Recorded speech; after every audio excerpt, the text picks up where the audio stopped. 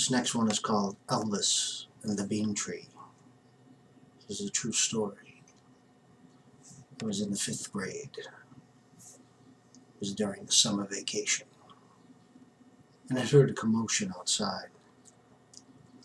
I looked down the street and the kids were running around crazily in somebody's yard.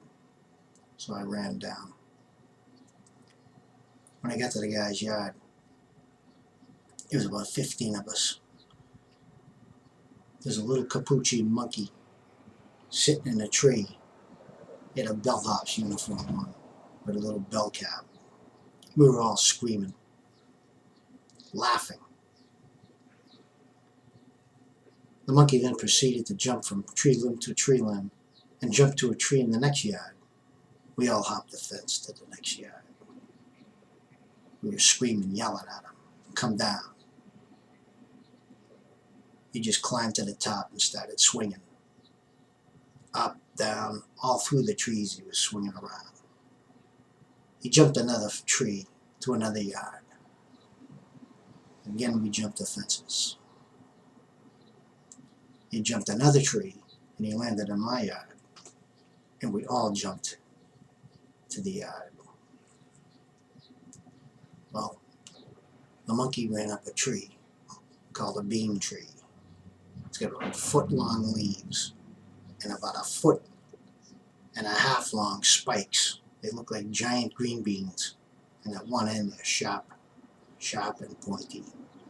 We used to throw them when we were kids until we stabbed a fat girl in her butt in my backyard and it stuck. We had to stop. Anyway, the monkey's up in the tree swinging around, going from high to low branches. And I remembered when I was in grammar school, 5th grade, I just learned a thing about monkeys. Most of them can't swim. Well, it was swinging out over our pool, above ground pool. I was afraid the monkey would fall into the water and drown. So I scampered up the tree. I got up pretty high, 15, 20 feet. The monkey was dancing all around me, swinging high, low, right in front of me. I reached out and tried to grab him, and I dropped. I lost my footing on the branch and fell. I was later told by a couple people it was maybe 5, 6 feet down I dropped before I landed on another branch and lost my breath.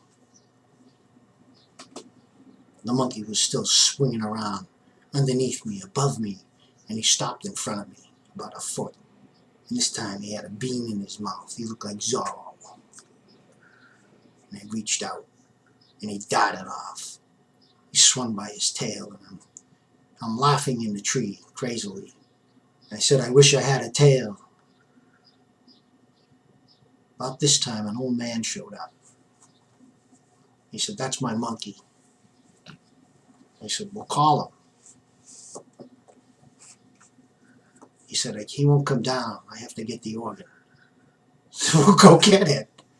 So 5 minutes later, the old man comes back with an organ grinder, starts cranking out a tune. The monkey runs right down the tree and jumps on his shoulder.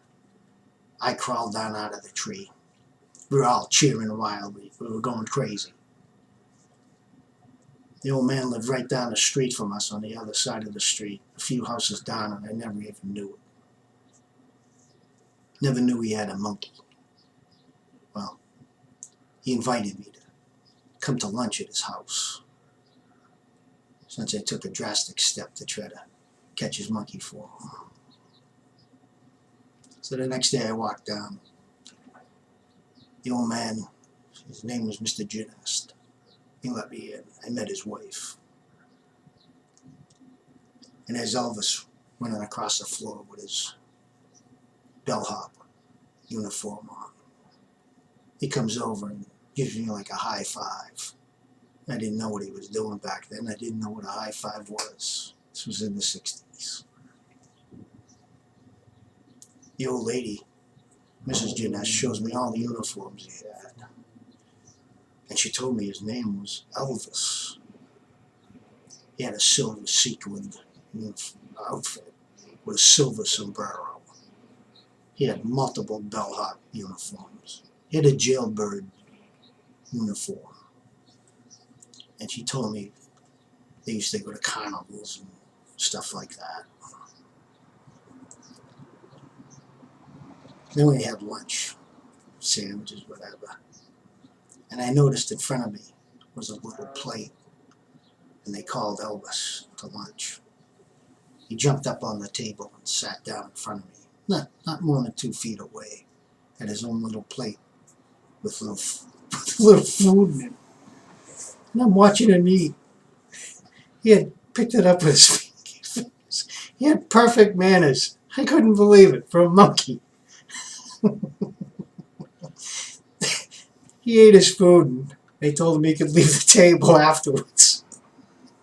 He jumps from the table to a chandelier above us and swings over to a china hutch and crawls up to the top of it.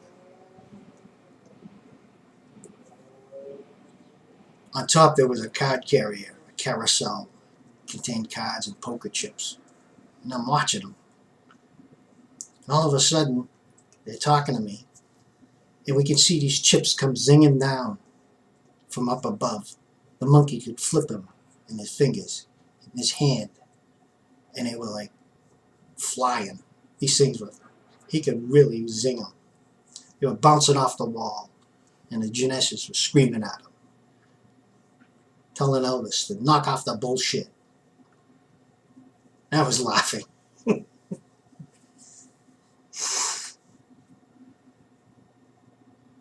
And I think back on that story even today. When I was in the tree, and the monkey was swinging around. We were 25 feet up at one point, hanging upside down by his tail, doing all remarkable things. And I thought, boy, I wish I had a tail. I think about it even today. And I think, boy, what more could I do if I had a prehensile something or other?